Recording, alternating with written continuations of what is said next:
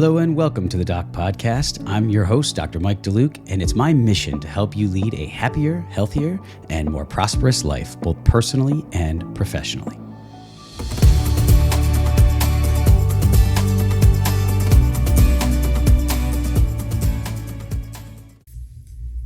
Hello and welcome to this very special episode of the Doc Podcast. So I have the honor and pleasure of having my younger daughter, Kendall DeLuke, with me. She's finishing up her freshman year at high school, and she had an assignment she came to me with, and it was an oral history report she had to do for an AICE General Paper class.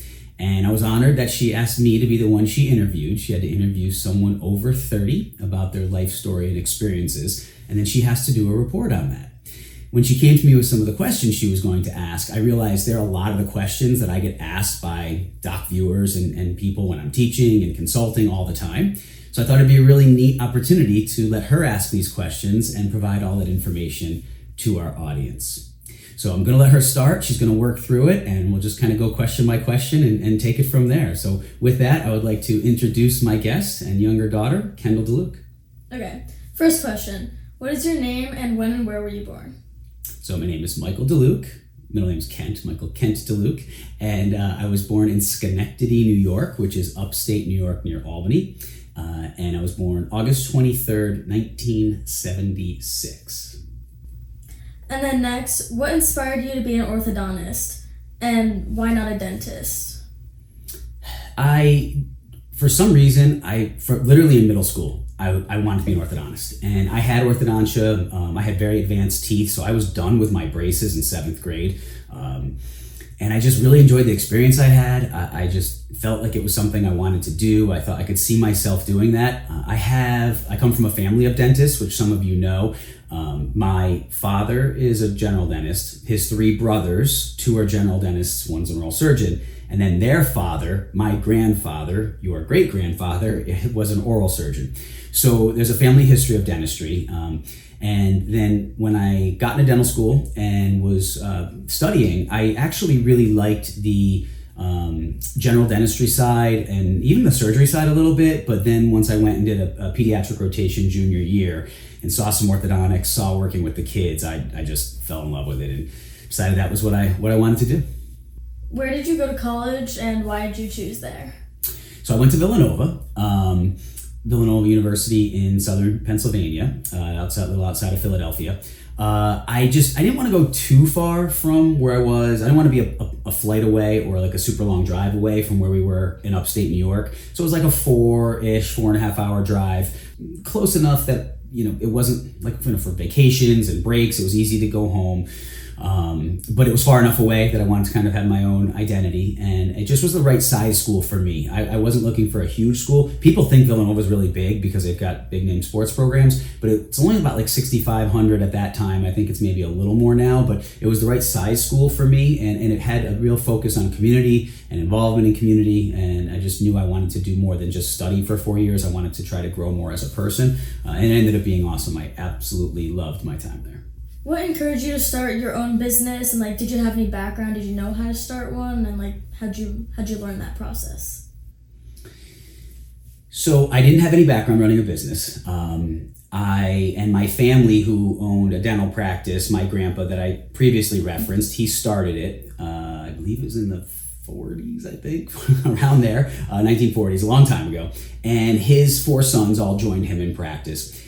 And I never really talked to them much about the business side. I'd go into the office as a kid, much like you came into my office when you were little, and you just kind of see things, but I didn't really understand the business side. We never really talked about that. But I just realized when I was in my orthodontic residency, it's a 3-year program. So my first year, I was at UConn. I just was talking to other faculty and talking to people in the community back where we ended up living and the practice was, and I couldn't see myself working for someone. It's my personality, for good or bad. So I don't have to explain that to you, but I had my own ideas. I had a real vision for the practice, and it sounded kind of crazy. Mommy and I talked a lot about it because we were coming out of school with debt, and I obviously have not had a paycheck. So we had to make a lot of sacrifices where mommy was working as an occupational therapist and helping pay the bills while I was building the practice. So it was really challenging, but I never worked for anybody else even during that time. I literally just started it. We took a lot of courses and read a lot of books online about business ownership because it doesn't just happen. It's not easy. And things like Rich Dad, Poor Dad, which are all things we've talked to you guys about, and a lot of small business tax law books. And I really started getting interested in the business ownership side of it. So for me, it just wasn't appealing to go work in someone else's practice. I really had a vision to build my own. What caused you to practice orthodontics in a way that almost no one had before you and was unknown to many people? So what you're talking about, like with the airway side and using the braces to expand instead of expanders. So you can tell, and I didn't prompt her with that question. Just I talk about it sometimes, right? Maybe here or there. So just as a very quick background for reference, if anyone's not aware of it, when I was so in the beginning of practice, we came out and I was kind of trained that when there was crowding on young kids, you pulled teeth. And I just was looking at these young kids in my own practice that were coming in. And as I've said a lot of times on the doc platform, one big disadvantage in orthodontic training is you don't treat a lot of like 6-7-year-old kids. You would think you do, but the way the system's set up, and it's well beyond the scope of this, but you don't. So you come out and you haven't really treated a lot of kids that age. But when you walk into practice, that was like over half of the people walking to my office were that age. So I'm looking at these young kids, and in residency, when we screened kids younger, we didn't start treating them, but when we screened them, we were taught if they're crowded, you pull teeth. And I'm looking at it and I'm like, these kids don't have big teeth. They've got really narrow jaws, really narrow arches. And I said, I'd like to try to help them grow to be more normal size, right? And again, not for the whole purpose that we don't have to pull teeth, although that ended up being what happened. So I researched and went back. I was teaching at UConn, so when I would go back to UConn, I'd go to the library, I'd read articles, and just try to figure out if we could try to help these kids grow. And it worked. And I did it with expanders. So after about 5-6 years of that, I had done it on thousands of kids. It worked amazingly well, upper and lower expanders, helping them grow.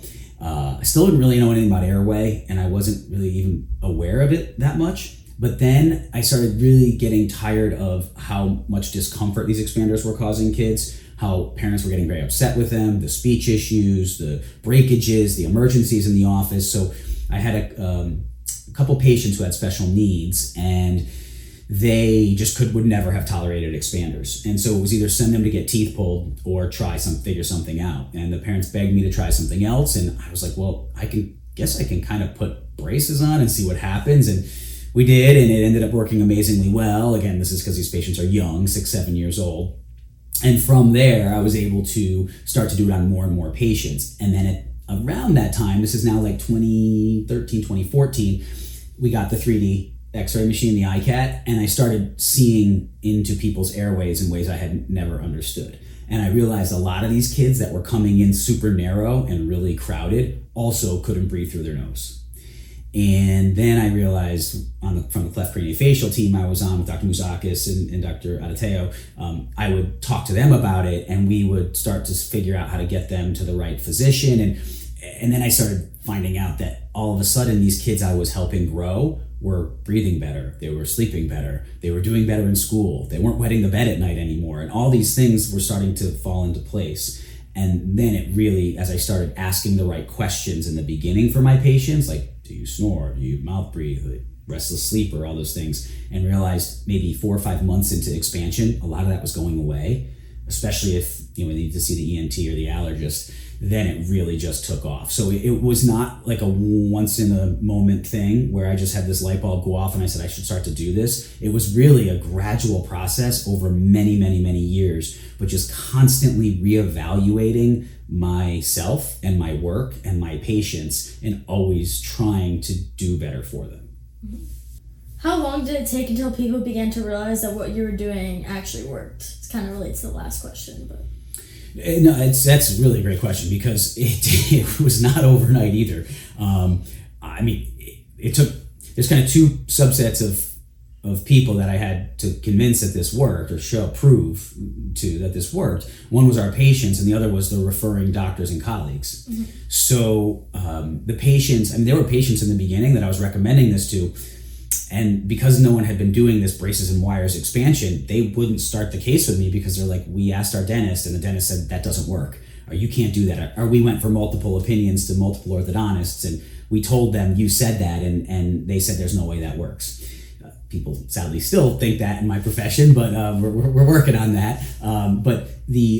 So it was a process and a project to get them to understand it. But once they did, and we're talking probably a couple years, then it literally did a 180, and people were coming to the office, calling, saying, we want Dr. Mike because we know he can do it without expanders, because they were seeing their friends and family and people they knew in the community. And then the dentists were seeing the results, and they were telling their patients, you've got to go see Dr. DeLuke because he's the only one doing it this way. And then it really took off to the point that even though I haven't been in the practice for a little while now, as many of you know, retired from the clinical practice to teach full time.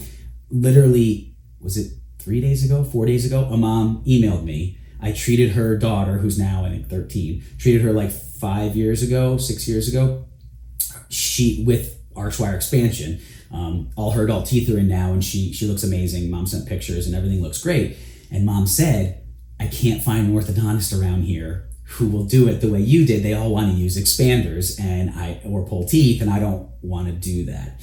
So it still hasn't caught on the way we're still working to try to get people to understand it on a bigger scale, but people that went through it were so happy with it, they now don't want to do it the other way. So again, it was a long process of years to get people to embrace it, but once they did and they saw it, now they don't want to do it the traditional way. What impact did it have on you knowing that you were changing people's lives for the better? Huge impact. Such an impact that's one of the biggest motivational forces that pulled me away from the practice to go teach. And that's what you encouraged you to do it how you did it. Mm-hmm. Yeah, I mean, once I saw that I was changing these kids' lives, I say all the time, straight teeth are great. I mean, giving people a beautiful smile is really an awesome thing to do, and I'm not minimizing that. That being said, when you take a young kiddo, you say 6, 7 years old, who isn't breathing well, who's not sleeping well, who's got signs of ADHD and is maybe getting medicated, who's still wetting the bed, who is having behavioral problems. And with my recognition of what's happening to them, meaning I detect, like, do they need to see the ENT or the allergist, or maybe neither, or both? Do I need to grow their jaws? And when I do all the right things for that patient, that you literally have a different human being on your hands, and the parents would just break down and cry. They would literally break down and cry. And they would say, why did no one else recognize this? Why did we have to wait why did my kid have to suffer all these years? And it was a hard thing to answer, but it really had a really profound impact on me. And I realized that I was doing more. As much as I loved straightening teeth and loved seeing the results of that, this was impacting me emotionally more than anything else I had done. And what saddened me was that my colleagues weren't embracing this philosophy, and still aren't embracing this philosophy. Some are, but a lot of orthodontists especially are very resistant to it. And I've never met an orthodontist who took this approach who regretted it or didn't feel the same way I do. But there's a lot who just kind of refuse to, because we're not taught it and it's not comfortable for us to change. And so that's what motivated me to go out and teach it, because I knew the impact I was having on these lives, the kids and their families. And I knew that someone has to go out there and tell people about it in a way that they can understand. And I felt that was something I was called to do. Okay, so moving on to a little different topic. Explain the impact that COVID-19 and the shutdown and everything had on your business. It was interesting because I was going at a pretty fast pace. Mm-hmm. I would like to say I was there for most things for you guys. It wasn't like I was missing school activities or sports and stuff, but it was really a struggle to get there. Mm-hmm. It took a lot out of me. The practice had just gotten so busy. We had tried to bring another doctor in. And that didn't go well. And it had just within 6 months of that, basically, in 9 months maybe, well, that had failed with the associate we brought in.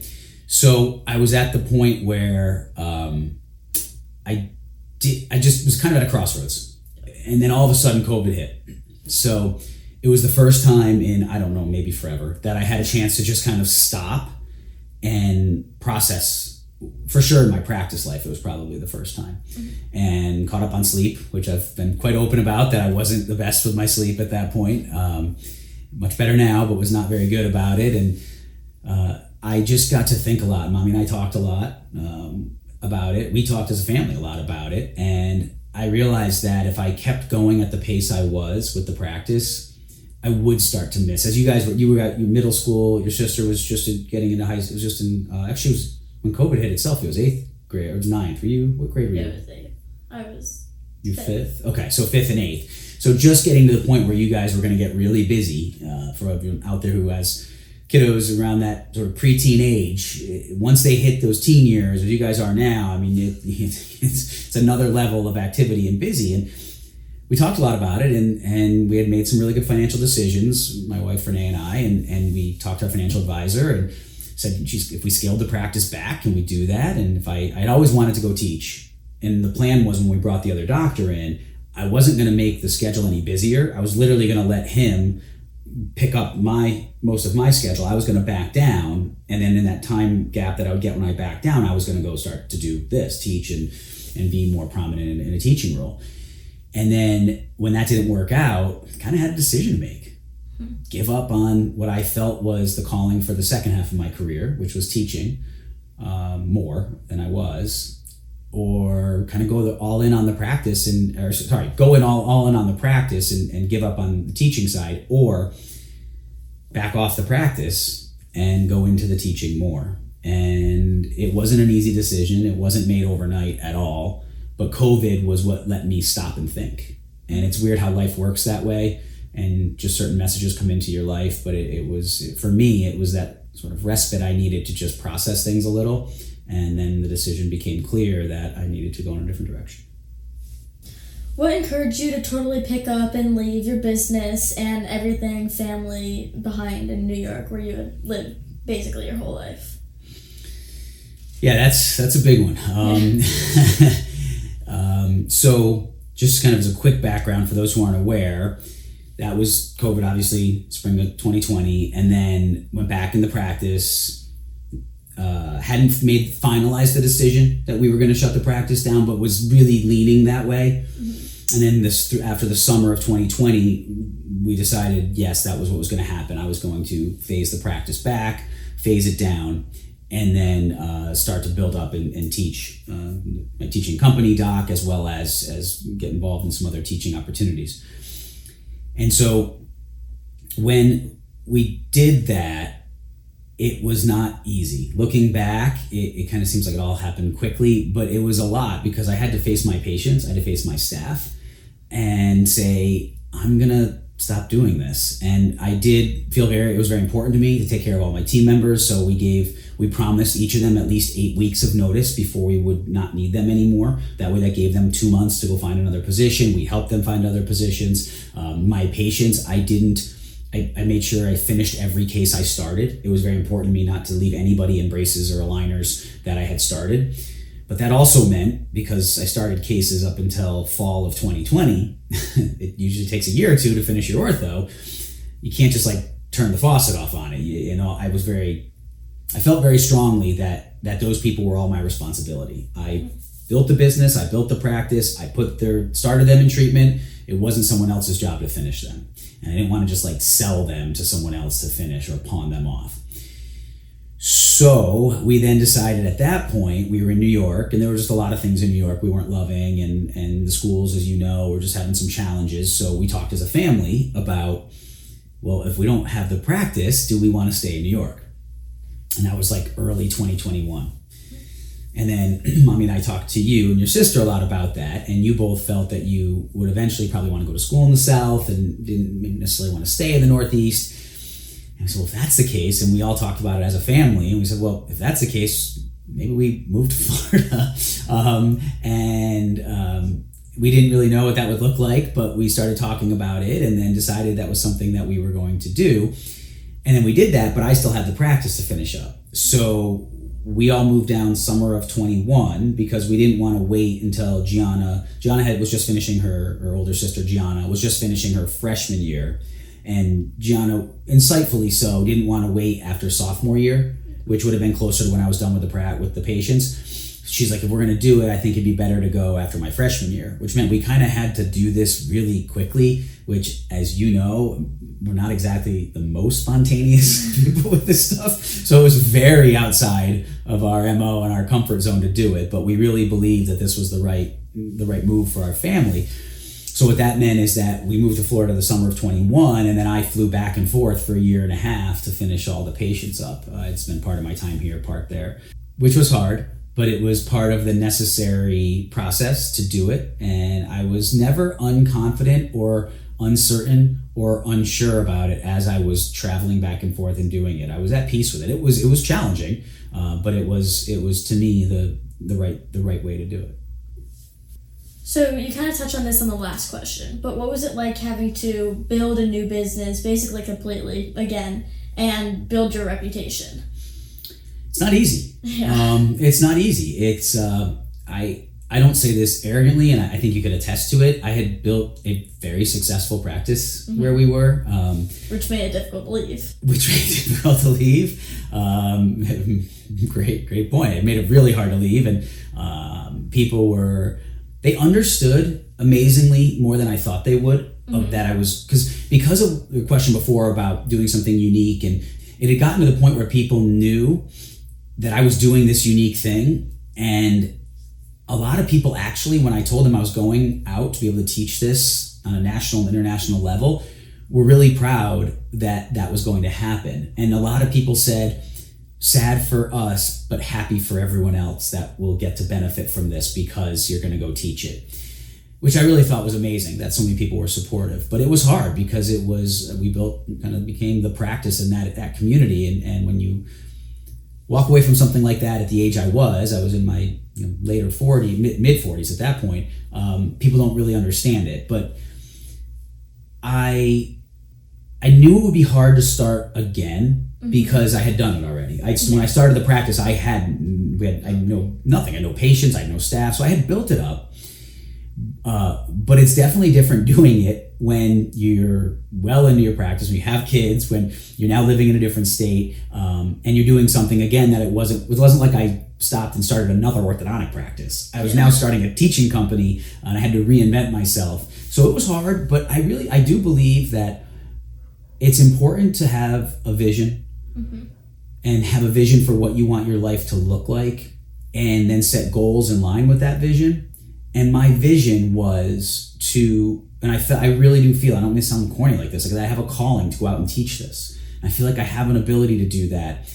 And I never wavered in it. So even though it was really hard, and you remember in the beginning, I would literally just be at my computer, like all day writing and recording, just day after day after day to try to get my website built and my initial courses built. And trying to take the test to get certified and everything. Yep. All the even be there. Yep, exactly. And I had to take the test for Florida to get my teaching license to be able to teach at Nova. And so it was humbling in a way because I'd gone from being like this, very well-known name orthodontist in the community to now all of a sudden, you kind of have to pick back up. But I guess I try not to identify myself as kind of what I am, but more who I am. So I really didn't, even though we go out and people would be like, it's Dr. Mike, and it was always nice, and I was flattered by that, but that wasn't my identity.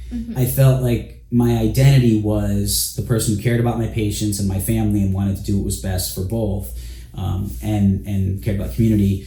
And so that's what I tried to always keep my focus on, was my bigger vision, was that I really feel I have a calling and ability to go out and spread this message and teach this on a broader scale to really help change the profession on a broader scale than just what I was able to do with my own two hands. So while it was hard, while it was challenging and humbling, it was really, I grew a lot through it. And now that I'm still working a lot to grow it, but I'm doing more speaking engagements, and the podcast has really gotten popular, and the teaching at Nova is awesome, and I'm doing a lot of fun cases with the residents. Now it's really starting to take off to that next level.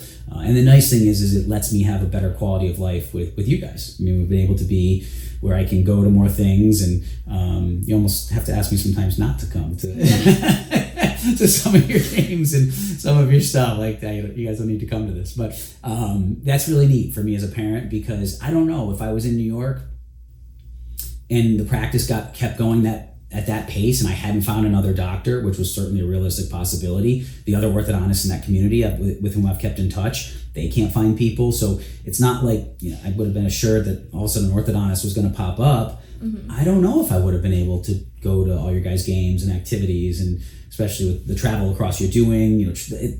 I don't know. If I did, it would have been very stressful. And so it made all the challenge and the humility and all of the sort of rebooting really worthwhile. And I'm trying to learn from that. So in this next venture, I'm not over committed in schedule. That was one big mistake I made in the practice, is I just kept working to always grow the practice. And it wasn't even like it had to be about more money. It just was because I was good at what I did. I loved it. I was passionate about it. And I just wanted to keep, people kept calling, and I was like, great, I can handle it. I'm trying to be a little more intentional about that now, and not take every speaking opportunity, not take go to every engagement that someone invites me to, because I feel that would kind of set me right back down the same path. Because that did take a toll on you physically, and you were talking about your sleep before, and big time. Overall health. Big time. I mean, you look back, and now that I don't suffer from that, but I had heartburn, and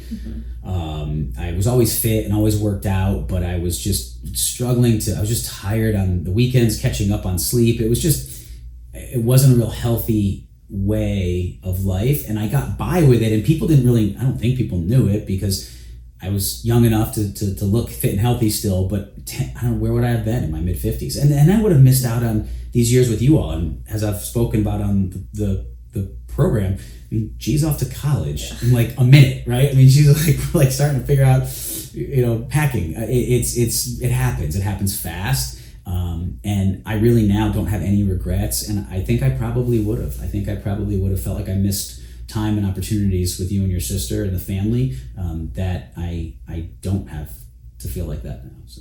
You did touch on this before in your calling and everything. Do you feel that faith played a role in what you decided to do? Absolutely.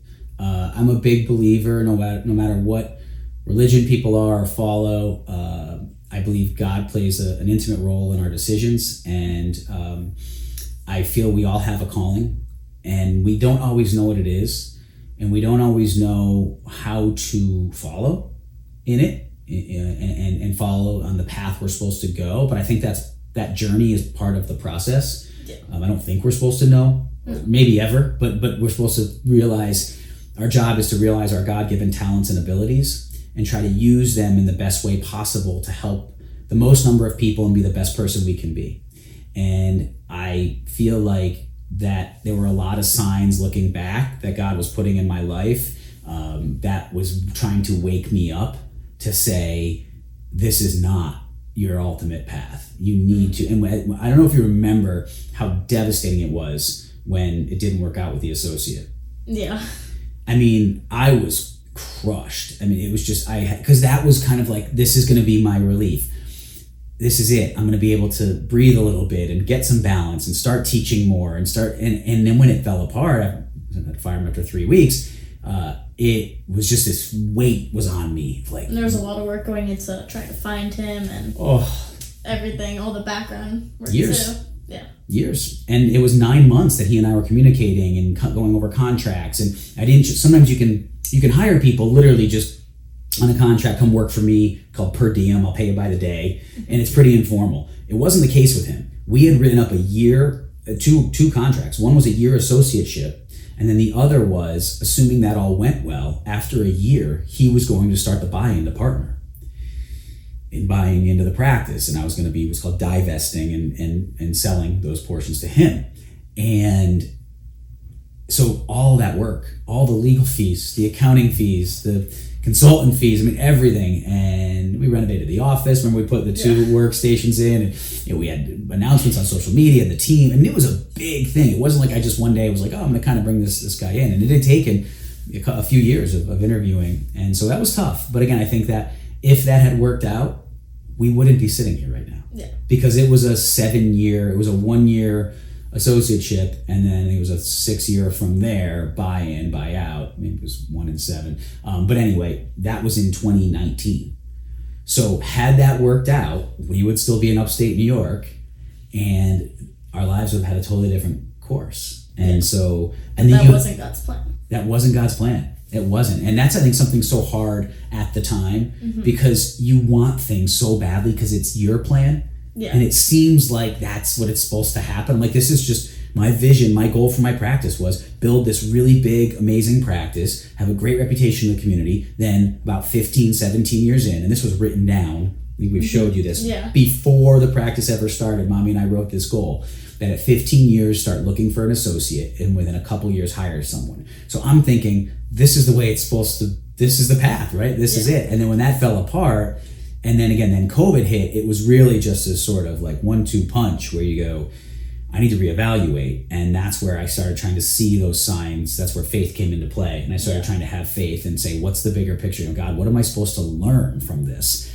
What is the point of this? So there was a lot of soul searching. I'm very fortunate that Mommy and the way that we were able to communicate on this stuff, and you girls, I mean, I think you could attest to the fact we've talked pretty open and honestly with you guys about this stuff, and we didn't hide. Hence your awesome questions. I didn't give you these questions because you were a part of this, and I think that's very important. You got to see the good and the bad, and it wasn't all good in terms of when I had to make these changes, but it came out so great because of it that I think it's just a good life lesson that you sometimes got to go through a lot of challenge and turmoil before you can get to a better spot. And that faith in God then led us to where we are now, and in Florida, and definitely a much better spot for all of us and other people too. So.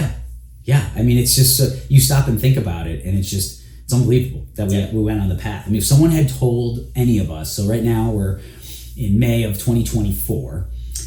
If someone told us, so 5 years ago, almost to the day, is when, I won't say his name, but the doctor was hired.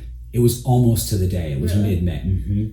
And I let him go, whatever 3 weeks from that is. It was like the first week of June. So if someone had told me 5 years ago, you will be in Florida living, and your kids will be thriving there in school, and your older daughter's gonna be going to off to UF, and you're not gonna be practicing orthodontics, you'll be teaching it full time. I literally would have said there's absolutely no way this is gonna happen. I mean, literally, it wasn't even like something I could have comprehended. I think it's just a great life lesson that when you get kicked down, and life's hard, and I think one mistake we make now as a society is we almost try to shelter our kids a lot from the hard, from the thinking there will be no challenges. Right. I'll just keep making it so that they don't face the same challenges I did. And it's hard as a parent because you don't want to see your kids suffer, but you also, I really feel, as with you and your sister, we want you to, the challenges are good. That's how you grow. Yeah, and shown by the challenges that you face, which ultimately changed our lives. So for the better. Right. So shows challenges can have a good impact. Yeah, I mean, I could have essentially, when all that happened after COVID, just put my head down and said, this is my destiny. Yeah, keep going. This is it. I'm an orthodontist. I went to school for 11 years after high school. I worked hard to be at the top of my class and achieve at the top level. This is what I'm meant to do.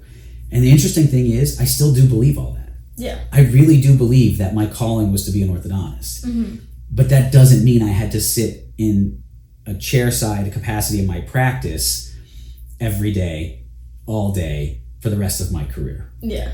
And I love being an orthodontist, but now I get to do it in a different capacity, and it's really exciting. Yeah. Okay. Again, you kind of touched on this one, on the last one, but do you have any specific regrets about leaving or the move here or really anything about the whole process? I really don't. I know it sounds kind of cliche to say, no, I don't regret anything. And that doesn't mean there aren't little things I would have done differently and adjusted. But the big picture of the things you mentioned, slowing the practice down. People say, I had someone say to me recently, when he heard the numbers that the practice was doing financially, he's like, oh my God, if you had just sold that to a corporate, you would have had generational money and generational wealth, And I said, yeah, but that wasn't what was supposed to happen. Because when you do sell it to a corporate, I had corporates offer me a lot of money for the practice. But when you do that, two things were going to happen. One, they would have been responsible to find a doctor.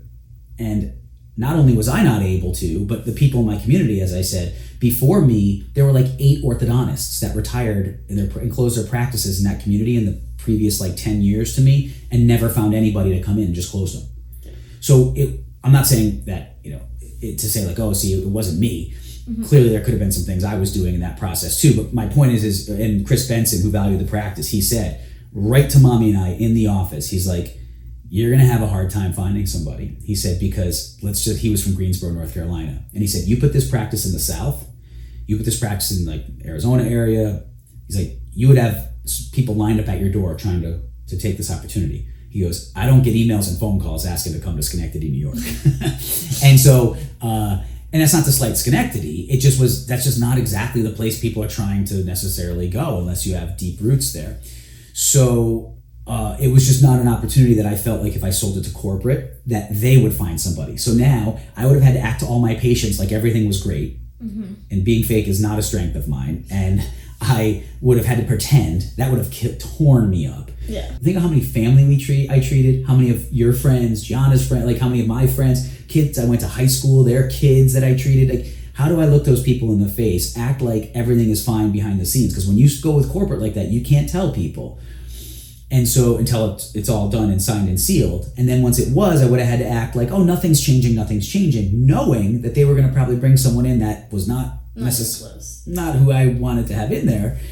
And maybe we could have gotten lucky and lightning would have struck, but I didn't really feel it was fair to plan on that. So I didn't feel comfortable with that option. And then the other option of, like we said, putting my head down, I didn't feel good about that either, and just continuing to do it because I just was really deeply feeling like there was something else I was supposed to do. So I don't regret it, even though people said, you could have just done it, 5 more years, or you could have sold to corporate, and none of those things looking back, I don't regret it. And even though you could say, oh, could have had more money here or more of this there, you should have just given another try to find an associate. I don't regret any of it. I feel it, again, God's plan. I really do feel that was my time, that God was telling me, you need to move in another direction. This is not where you are going to live your best life, where you can be the best person, husband, father, orthodontist, and person you want to be going forward. And so even like I said, when I was flying back and forth to New York, there's some tough trips. Yeah. And I was staying at we call it camp. Anyone in the Northeast knows about a camp, but it's kind of like a lake house place in the Adirondacks. And it's like an hour and 15 minutes from the office with traffic some days and weather, hour and a half. So I was driving up, staying there, get in on a flight at 9 at night, 10 at night in Albany. I drive up, sometimes have to shovel my way in. There were some really tough times, but never, and I mean this, at no point ever did I feel like I was not doing the right thing. Yeah. It was the weirdest thing. There were almost times where I thought, I can't believe I'm doing this, and it feels so right because it was so crazy at points. But on the plane, I'd be on my laptop writing courses, and I don't know. I enjoyed finishing up my patients. I kind of when I started the practice, I didn't have a lot of staff, obviously, so I would spend a lot more time talking with them. Yeah. And you were there. I treated Gianna when it was crazy busy. You were there. I know you come into the office, but you saw how crazy busy it was. I just didn't have a ton of time to connect with my patients the same way. And then when I phased it down, I was able to really talk to them again and have a little more connection, ask them more about what's going on in their lives, which I loved. So it really, it went well, and it wasn't an easy process, but no, I don't regret it. And then the last part of that is where it's led our family. Yeah. And oh my gosh, I just can't be happier for the course that it took, the journey that it took our family on, and how we've all grown through going on this process, and how much we all love the change to where we are now. And that just shows how you were saying before about not selling it to corporate and everything, just how you want to build a relationship with them and connect to them instead of just leaving them out to dry, really. And you even went through, you had one patient left and still flew up? Yep. For the last three, I think. Yeah. Was it October, November, December of 2022? I think it was. I know it was November, December. Maybe I finished one other in October, or maybe I saw another patient on a retainer or something in October. But yeah, I was literally flying up, getting up, and there was no direct flight from the Fort Myers airport. So I was getting up, connecting through wherever I was connecting through. Grandma and Pop would pick me up at the airport at like 11:30 a.m. And they would drive me to the office. I would, and it was my old office. Another orthodontist had bought the building that we owned and practiced in and all the equipment. And he wanted to put, he's got a few offices in that area. So he wanted to put a satellite office there. We never sold patients, our businesses never communicated. We just had a great relationship. And I made the agreement with him that I would teach his staff and his team members kind of how to use the facility and how everything runs. And he would just let me come back the days I needed to finish my patients up. So it was really a great arrangement to Dr. Berenstein Sergey, who was great about it. But I would go back and literally go in, see the patient, and then hop back on the flight. Grandma and Pop would come get me back at the office like an hour later, and they'd take me right back to the airport. I'd fly back and I'd get back here midnight, 1 a.m. And because I just, people were like, oh my gosh, he could finish with someone else. It happened. It was a jaw surgery case, and because of COVID and everything up there, that they didn't let him do surgery, so it got bumped, and it just kept getting bumped, his surgery. And so there was nothing I could do, but he just didn't have his surgery until like the summer of 22. So I had to finish him up. So yeah, it was. But even then, I was like, it is what it is. Like I built this.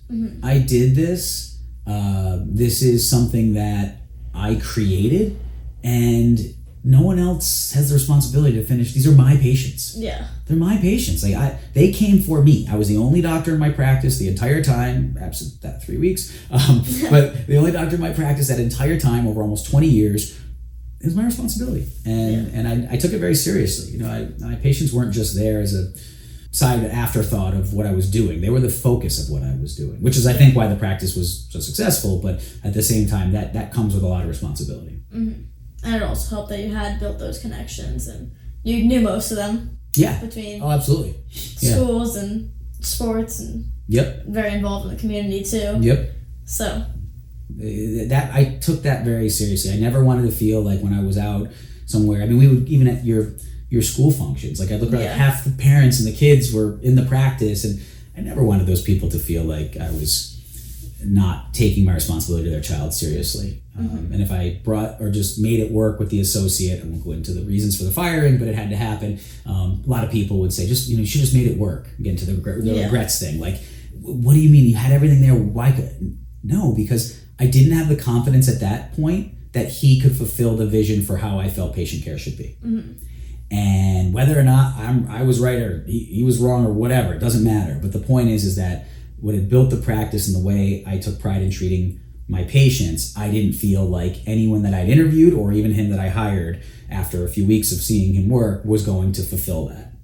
And I just couldn't betray them that way. So it was an unconventional way to do it, but it really left me at peace. And you talk about a regret, I would have had a regret if I didn't finish every case. I really would have. I would have. And going back to God's plan, if you did push that through, it was important that you took a step back and realized what God's plan was for you to go to Florida. Because if you listened to the people that were telling you to just keep going, push through, who knows what would have happened. We probably would have still been in New York. Those patients would have felt like abandoned, and who knows. So it would have been very different. But it was important to step back and just put it in God's hands and trust Him. Yeah, you have to. You have to do the best you can do. Notice the sign. And notice the signs, right. And not just I say it on the show a lot in different contexts, but put your head in the sand, right? It's like the ostrich, right? You just put your head in the sand. And when David Harris, one of the guys I interviewed, he has an embezzlement company that he runs. He was one of the first ones to say it on the show, and I've stolen it from him many times, but because I love it. And he was talking about embezzlement, like a lot of doctors just want to put their head in the sand, act like they kind of sense that the person up front that works for them might be taking some money, but the thought of confronting it is worse because then like, now how much is it, and do you have to fire him or her? And so sometimes you just put your head in the sand. And what he said is the problem with that is when you pull it out, it's even worse. It's even worse. It's never better.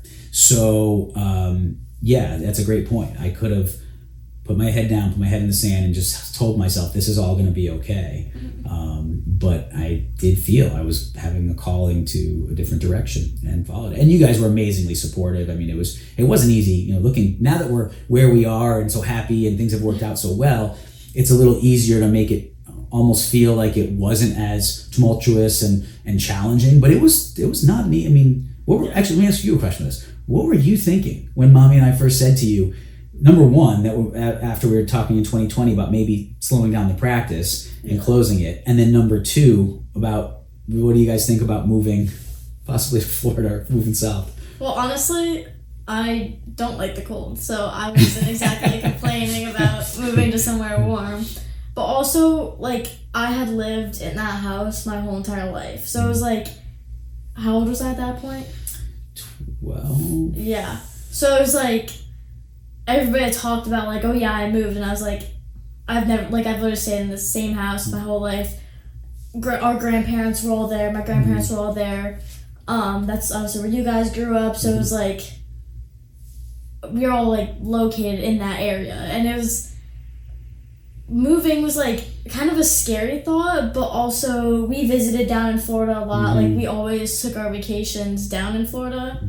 Up till then, other than going to Pennsylvania, I don't think we ever went to another state other than Florida, New York. And then we bought a rental property on the East Coast that we would stay at. We wouldn't rent it the weeks of vacation, and so we kind of felt like Florida was, I guess, a second home in a sense for us at that point. It was. You're right. When we went away, we went to Florida.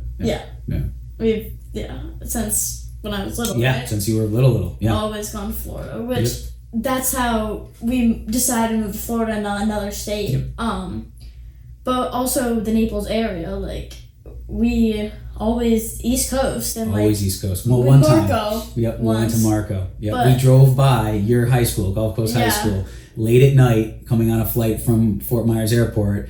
It routed us. It was probably, I don't even know if there was GPS back then. This was like, so you were like 2, 3? Oh, really? Yeah, you were little. And we drove down, got off the highway, got off 75, and literally we're at the stoplight next to your current high school.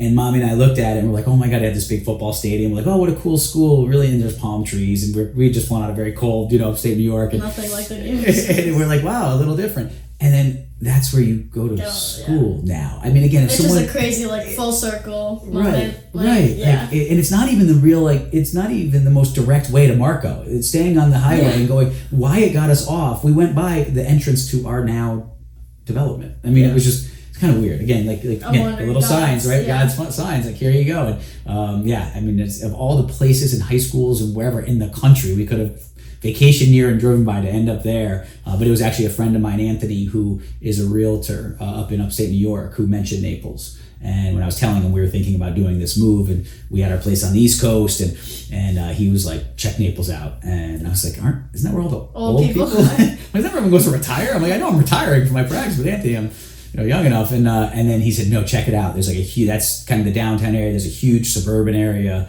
And Mommy and I came down Mother's Day weekend as we're filming this on Mother's Day. And literally saw some places and fell in love with it, and then went back and told you guys about it. And, well, it's kind of weird we're doing this literally almost exactly on the days that this stuff all happened. That is true. May's a month for us. And you're born in May. So, it's a good month. But it was also hard to get a house, right? Because that's when everyone was moving down to Florida. It was tough. So that came with more challenges, but... Yep.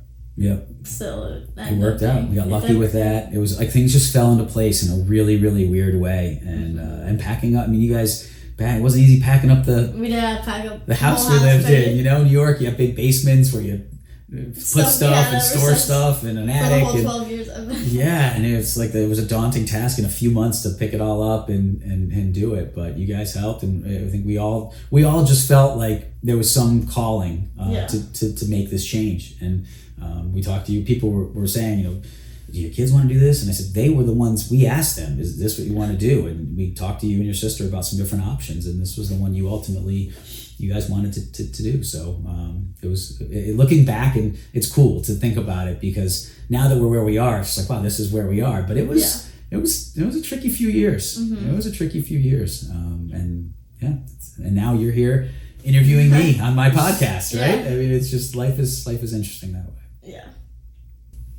Is there anything else like you feel that is important to talk about, or like we haven't covered yet in this interview, or anything really that stood out to you in this whole process?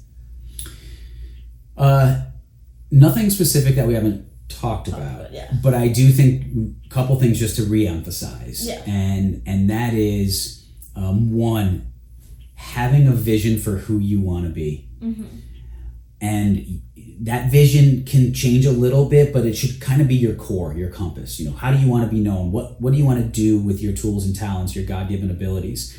And to notice what those talents are too. And exactly, well said, to recognize them, understand them, and then figure out how you're going to use them. And that's kind of that bigger picture vision. And your vision can be 5 years, 10 years, 20 years. It's not that you need to figure out, like at your age at 15, like what you're going to be doing at 45, right? But you want to understand the type of person you're going to be, and the type of contribution you want to make to society. And do you want to have a family? Do you want to be married? Do you want to have a family? Do you want to live in certain areas? And just start to paint a vision. And then from there, you start to figure out the goals, set the goals to figure out how you're going to execute that vision. And so if you want to be a certain type of job or professional, well, then one of your goals is going to be to go to a certain type of college and study a certain type of subject to get to that point. So having a bigger picture vision, I think, we were talking about this on the show recently with Trevor Nichols, a great episode with Courtney Levine before that. And that is, especially in what I did in dentistry and orthodontics, you just keep studying. Yeah. Literally, it's like a head down thing for me 11 years, again, after high school. And you get to that point where you're done, and I see it with residents all the time, teaching. They just kind of look at you at that point and have this look of, well, what now? Yeah. Like what you now? worked all your life for that, and then right, like no one told me no one told me what to do next. And it doesn't that's not the end point, that's kind of the start point. But of like a new journey. Yeah, of what you've worked so hard to get to. Mm-hmm. But we're not taught that. Yeah. You're just taught to work for the next tier, to get into the next level of school, and when you're in that school, learn the next thing and study for the next test, and then all of a sudden you have this big transition. And I try to talk to the residents about this as well. And I talk about it on the podcast of understanding vision and understanding goals. One of my first podcasts I recorded before I had guests really was on vision and goals. And because I just believe in it so much. And we talked to you and your sister about it. So that's one thing to emphasize. And the other is that we really do all have a purpose. We all have a purpose out there, and no matter what you believe in, sort of as a higher power or spirituality, but we're all here for a reason, and our job is to try to live that purpose, and find that purpose, and then live that purpose. And you're going to mess up, you're going to make mistakes, you're going to go down a path and be like, oh, I got to turn around, or I need to veer to the right or the left a little bit. But always trying to be better and grow as a person is really so important, and that means messing up. And challenges, knowing that there will be roadblocks and there will be challenges. Right. But then having that faith to be able to get through them and trust in God's plan to overcome. Perfectly said. I think we should leave it at that. I think that's the perfect way to close it. Yeah. Well, you did awesome.